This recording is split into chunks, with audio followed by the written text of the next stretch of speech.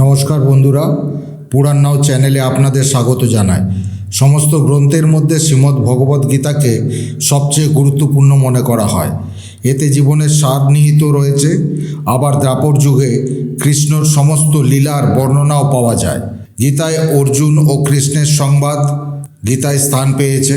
গীতায় জ্ঞানযোগ, কর্মযোগ, ভক্তিযোগ, রাজযোগ ও একেশ্বরবাদ ইত্যাদির আলোচনা করা হয়েছে। যে কোনো ব্যক্তিকে কর্মের গুরুত্ব বোঝায় গীতা। শ্রেষ্ঠ মানব জীবনের সার রয়েছে এই গীতার মধ্যে। এতে রয়েছে 18টি অধ্যায়, যাতে জীবনের সঙ্গে জড়িত প্রতিটি প্রশ্নের উত্তর ও সমস্যার সমাধান পাওয়া যায়।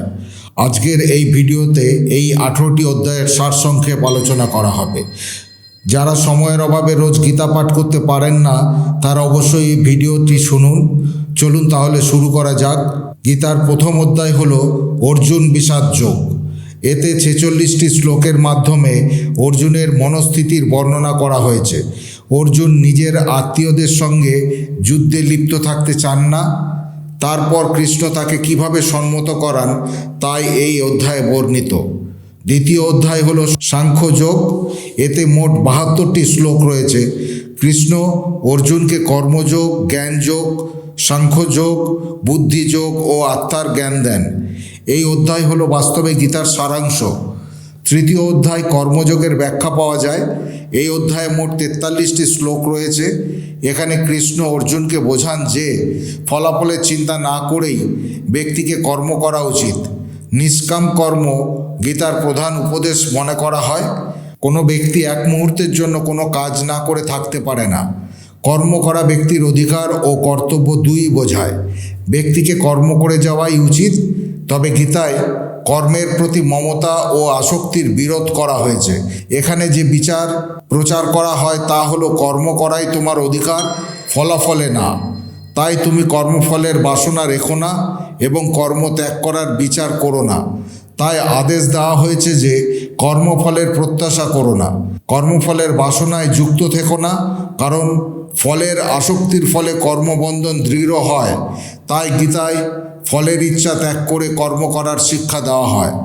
যারা কর্মফলের ইচ্ছা রাখে তারা দয়ার পাত্র হয়। কর্মফলের পরিণামের প্রতি লালসা বা কামনা থেকেই বিষয়ের প্রতি আসক্তি বৃদ্ধি পায়। কামনার সিদ্ধিতে বিঘ্ন ঘটলে রাগ উৎপন্ন হয়। রাগের ফলে মতিভ্রষ্ট হয়, অবিবেক জন্ম নেয়। অবিবেকের ফলে স্মৃতি নাশ হয়, ভালো ও মন্দ বিচারের ক্ষমতা চলে যায় এবং ব্যক্তি নিজের জন্য শ্রেষ্ঠ বস্তু নির্বাচন করতে পারে না। এইভাবে ব্যক্তি কর্মবন্ধনে আটকে যেতে থাকে। কর্ম করার প্রকৃত উদ্দেশ্য থেকে অনুপ্রাণিত হওয়া উচিত। তা কামনা দ্বারা পরিচালিত হওয়া একেবারেই উচিত নয়। এবার প্রশ্ন হলো, কর্মফলের ইচ্ছা ও কামনা ছাড়া কর্মের প্রবৃত্তি কেমন হবে? ফলের আশা না করে ব্যক্তি কিভাবে কর্ম করতে পারবে? বলা হয়েছে কামনা পূরণের জন্য কর্ম করা হয়, আবার কামনা নিবৃত্তির জন্য কর্ম করা হয়। সামান্য ব্যক্তি কামনা পূরণের জন্য কাজ করে, কিন্তু জ্ঞানী ব্যক্তি আসক্তি ত্যাগ করে আত্মশুদ্ধির জন্য কর্ম করেন। গীতা কর্ম করার উপদেশ কেন দেয়? কোন কাজ করা উচিত, কোনটি করা উচিত নয়, এর চেয়ে কি সন্ন্যাস ভালো? অর্জুন এই প্রশ্ন তুলেছিলেন। গীতায় কৃষ্ণ বলেন, কর্ম করলে বন্ধন থাকবে কি থাকবে না তা কর্তার দৃষ্টিকোণের উপর নির্ভর করে। গীতায় সংকল্পের স্বাধীনতাকে স্বীকার করা হয়েছে। বিশেষ পরিস্থিতিতে বিশেষ কর্ম করা ব্যক্তির নিজস্ব সিদ্ধান্ত। তাই সংকল্পবদ্ধ কর্মের প্রতি যদি কর্তাভাব থাকে তাহলে সেই কর্ম ইষ্ট, অনিষ্ট, মিশ্র এই 3 ধরনের ফল দেয়। কিন্তু যে কাজে আমি কর্তা নই এমন মনোভাব থাকে তা বন্ধনকারক হয় না। তাকে চেষ্টা বলা হয়েছে।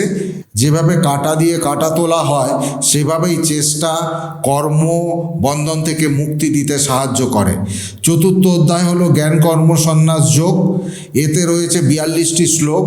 অর্জুনকে কৃষ্ণ বলেন, ধর্মপরায়ণের সংরক্ষণ ও অধর্মীদের বিনাশের জন্য গুরুর মাহাত্ম্য অনেক বেশি। পঞ্চম অধ্যায় হলো কর্মসন্ন্যাস যোগ। এতে 29টি শ্লোক রয়েছে। এখানে অর্জুন শ্রীকৃষ্ণকে জিজ্ঞাসা করেন যে কর্মযোগ ও জ্ঞানযোগ এই দুয়ের মধ্যে তার জন্য কোনটি শ্রেষ্ঠ। তখন শ্রীকৃষ্ণ জানান যে দুটোরই লক্ষ্য এক, কিন্তু কর্মযোগ হলো উৎকৃষ্ট। ষষ্ঠ অধ্যায় হলো আত্মসংযম যোগ। এই অধ্যায়ে 47টি শ্লোক রয়েছে। কৃষ্ণ অর্জুনকে অষ্টাঙ্গ যোগ সম্পর্কে জানান। মনের ভ্রান্তি কিভাবে দূর করা যায় তা অর্জুনকে জানান শ্রীকৃষ্ণ। এই ষষ্ঠ অধ্যায় হলো ধ্যান যোগ। সপ্তম অধ্যায় হলো জ্ঞান বিজ্ঞান যোগ। গীতার এই অধ্যায়ে স্থান পেয়েছে, যেখানে 30টি শ্লোক। এখানে কৃষ্ণ অর্জুনকে নিরপেক্ষ, বাস্তব এবং তার ভ্রাম্যক ঊর্জা মায়া সম্পর্কে উপদেশ দেন। অষ্টম অধ্যায়ে অক্ষর ব্রহ্মযোগ। গীতার এই অধ্যায়ে 28টি শ্লোক রয়েছে। গীতার এই পাঠে স্বর্গ ও নরকের সিদ্ধান্ত সম্পর্কে জানানো হয়েছে।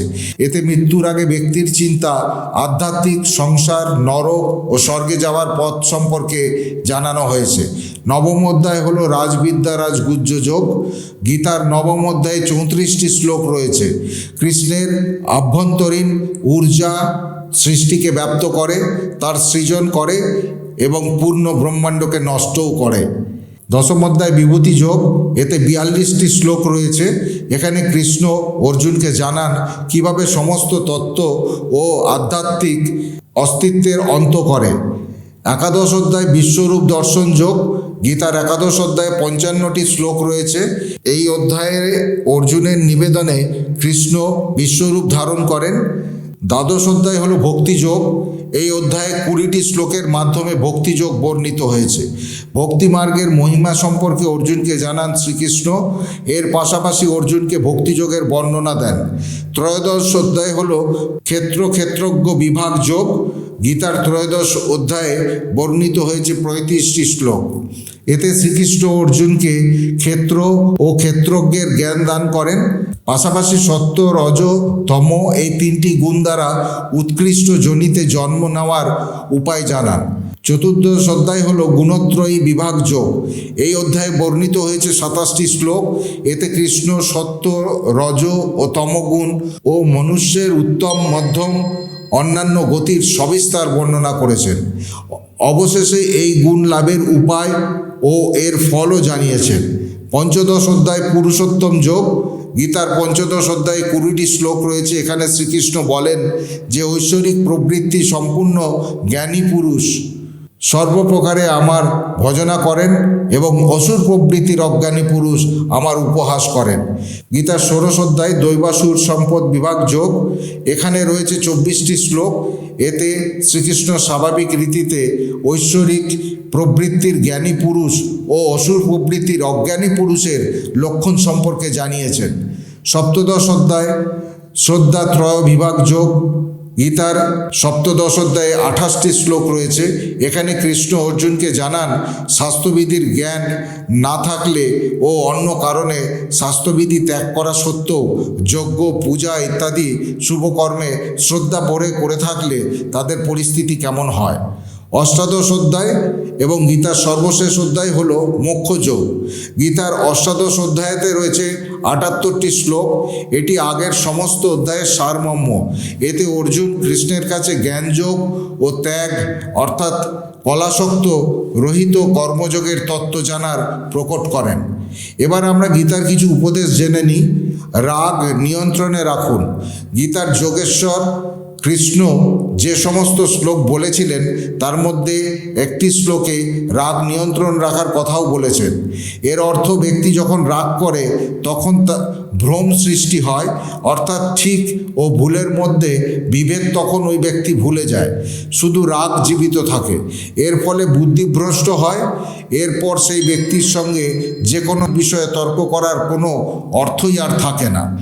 এখান থেকে ব্যক্তির পতন শুরু হয়। বর্তমান সময়ের নিরিখে এর প্রাসঙ্গিকতা বিচার করে বলা হয় যে কোনো কাজ করার সময় ব্যক্তি ক্ষুব্ধ হলে সেই কাজই প্রভাবিত হয়। অনেক সময় রাগের বশে ব্যক্তি নিজের চাকুরি, সম্পর্ক ও জীবনকেও বাজি রেখে দেয়। তাই রেগে গেলে কিছুক্ষণ শান্তভাবে বসে তার পরিণাম সম্পর্কে বিচার করে নেওয়া উচিত। শ্রীকৃষ্ণ বলেন ব্যক্তিকে জ্ঞান ও কর্ম একভাবে দেখা উচিত, অর্থাৎ এই দুটি বিষয় বিষয়কে দেখার দৃষ্টিভঙ্গি একই হওয়া উচিত। বর্তমানে দেখা যায় ব্যক্তি কাজ সম্পর্কে অনেক বড় বড় কথা বলে, তবে নিজে কোনো পরিস্থিতিতে পড়লে সেসব ভুলে গিয়ে নিজের জানা যা ঠিক তাই করে। এর জন্য অজান্তে অন্যের অনিষ্ট করে থাকেন তারা। তাই জ্ঞান ও কর্মকে একই দৃষ্টিতে দেখা উচিত। সেই কর্মই করা উচিত যা করার সম্মতি আপনার জ্ঞান দিচ্ছে। এভাবে ব্যক্তির ভুল ঠিক পাপ পুণ্যের মধ্যে পার্থক্য সহজেই বুঝতে পারে। মনের উপর নিয়ন্ত্রণ। শ্রীমদ্ ভগবদ্গীতার একটি শ্লোকে যোগেশ্বর শ্রীকৃষ্ণ বলেন, ব্যক্তিকে নিজের মন নিয়ন্ত্রণে রাখা উচিত। অর্জুনকে বলেন, যার মন অত্যন্ত চঞ্চল, একে নিয়ন্ত্রণে রাখা ব্যক্তির দায়িত্ব। মন নিজের গতিতে চলে। কৃষ্ণের উপদেশ বর্তমান যুগে প্রাসঙ্গিক। অনেক সময় আমরা জানি যে যা করছি বা করব তাতে কারো না কারো অনিষ্ট হতে পারে।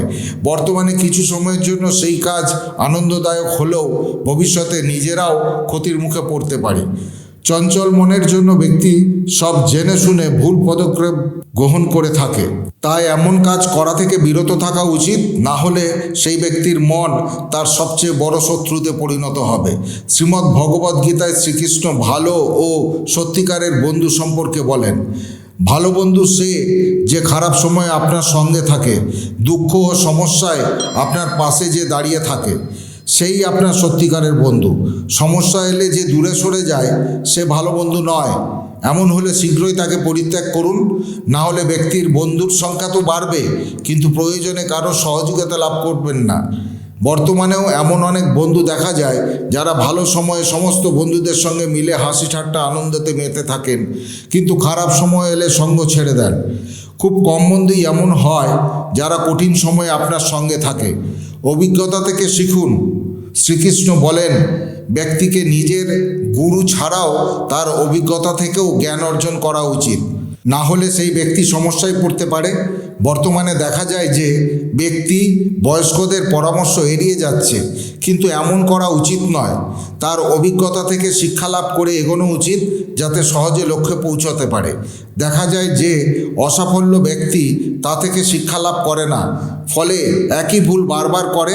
এর পরিবর্তে অতীতের ফলাফল বিশ্লেষণ করে শিক্ষা লাভ করা এবং সেই অভিজ্ঞতার সাহায্যে জীবনে এগিয়ে যাওয়াই উচিত। মোহ ত্যাগ করে সত্যকে জানুন। শ্রীমদ্ ভগবদ্গীতায় শ্রীকৃষ্ণ অর্জুনকে জানান, মোহের পরিবর্তে সত্য জানার চেষ্টা করা উচিত। অর্থাৎ শরীর একদিন নষ্ট হবে, তাই এর মোহ ত্যাগ করুন। এর পরিবর্তে সমাজ ও ধর্মের স্থাপনার জন্য যা যা করা উচিত তা করতে ফাঁকি দেবেন না। বর্তমান যুগে এর প্রাসঙ্গিকতা ব্যাখ্যা করতে গিয়ে বলা যায় যে প্রত্যেক ব্যক্তিকে ঈশ্বর ও ধর্ম জানার চেষ্টা করা উচিত। এমন করলে ব্যক্তি কখনো ভুল পথে চালিত হবে না। পাশাপাশি ধর্ম ও ঈশ্বরকে জেনে যে কাজ করবে তার ফলে ব্যক্তির সাফল্যের সম্ভাবনা বৃদ্ধি পাবে। বন্ধুরা, আজ ভিডিও এখানেই শেষ করলাম। কমেন্টে রাধা মাধবের জয়গান করতে ভুলবেন না যেন। সকলে ভালো থাকুন, সুস্থ থাকুন। দেখা হবে পরের ভিডিওতে। জয় শ্রীকৃষ্ণ। রাধে রাধে।